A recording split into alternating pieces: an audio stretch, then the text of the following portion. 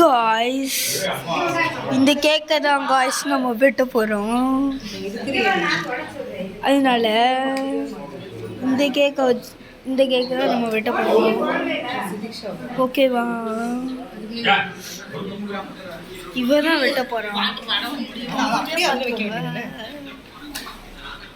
இங்கே பாருங்க காய்ஸ், இவங்க மூஞ்சியை நல்லா பார்த்து வச்சுக்கோங்க.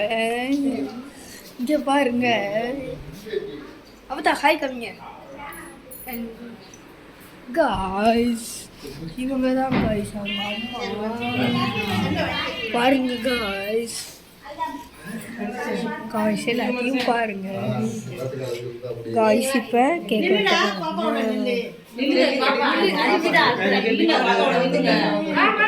காய்ஸ் இப்போ வெட்ட போகிறாங்க.